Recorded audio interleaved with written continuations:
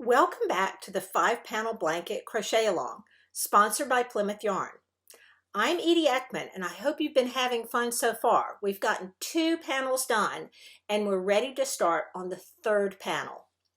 This center panel, 3rd panel, is a waffle stitch. It's highly textured.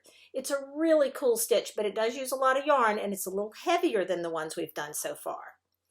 Now, the wave stitch might have been a little bit challenging because of all the color changes, and you had to organize your colors and not get them mixed.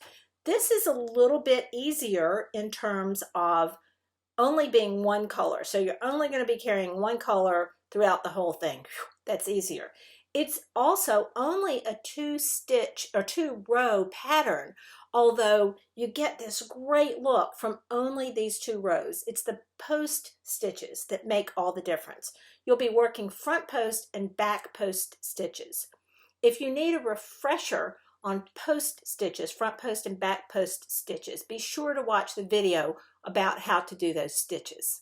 Just like you did on panel 2 and on panel 1, you'll either want to do a dedicated gauge swatch, and I'm sorry you can't see this color very well, but this is an alternate colorway in waffle stitch, gauge swatch, or you can go ahead and do the panel itself. Just stop after about 5 inches and make sure that you are getting the correct gauge.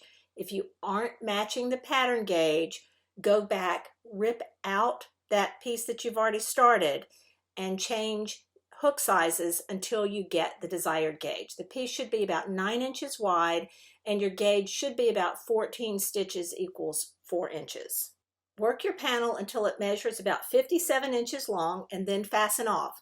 You can go ahead and weave in your tails except for the final tail. If you have questions, leave them in the comments at the end of the blog post and we'll do our best to answer.